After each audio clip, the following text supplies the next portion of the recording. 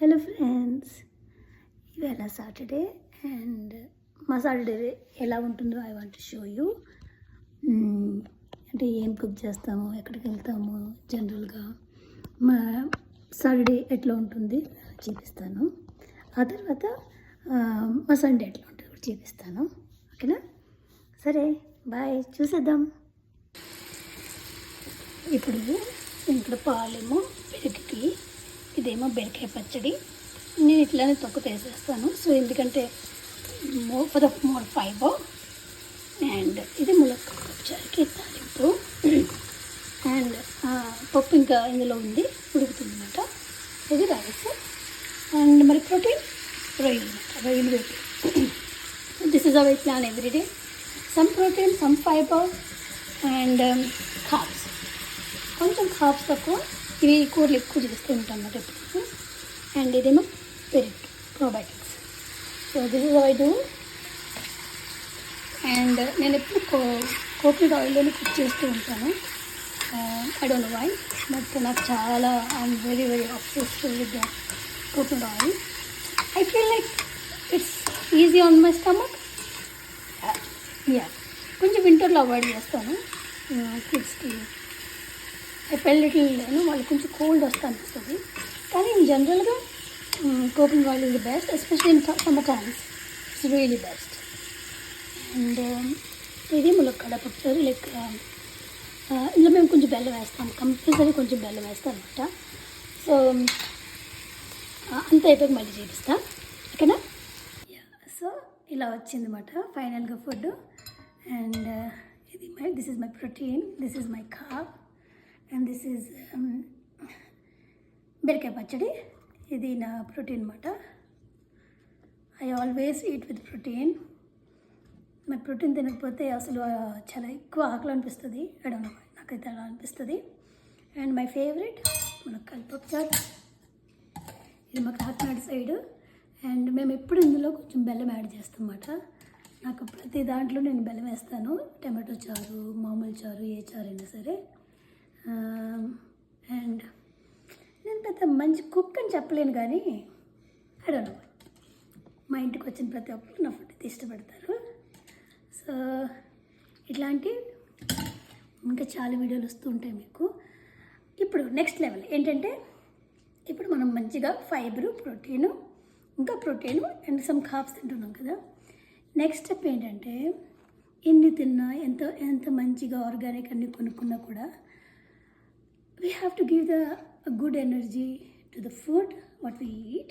I really feel. So మేమైతే ప్రార్థన చేసుకుంటాము. మీరైతే మాత్రం ఏదేవి నమ్ముకున్నా కూడా give the good energy to the food. ఇది తింటే నేను లావ్ అయిపోతాను, లేకపోతే ఇది పాసిపోయింది అలా అనొద్దు.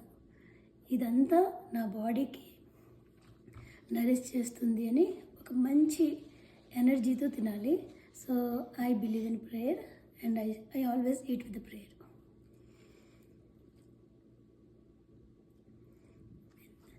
So let's see, taste.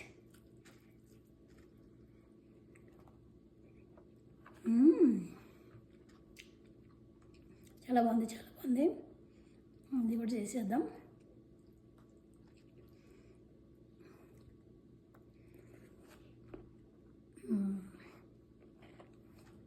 Super balance meal.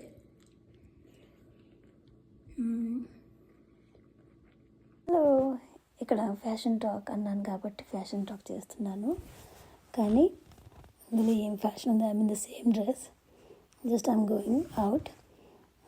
Every Saturday మేము ఒక తమిళ్ ఫెలోషిప్కి వెళ్తాం అన్నమాట. సాటర్డే ఈవినింగ్ 6 o'clockకి అయితే అక్కడికి వెళ్తున్నాము. I mean the same dress. పెద్ద ఏం మ్యాచింగ్ ఏం లేదు, జస్ట్ వైట్ డ్రెస్ ఏదో కొంచెం మ్యాచ్ అవుతుంది తీసుకున్నాను.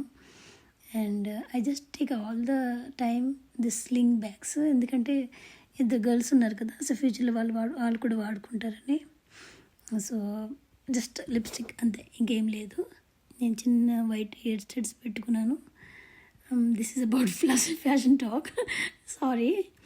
అండ్ ఇక్కడ మా పిల్లలు, ఇవి నా బొమ్మలు, ఈయనే నా పరంజ్యోతి. ఈ కళ్ళల్లో చక్రాలు చూసి పడిపోయాను నేను. హాయ్ చెప్తున్నాడు చూడండి. And the weather is really good today. It's raining drizzling little bit.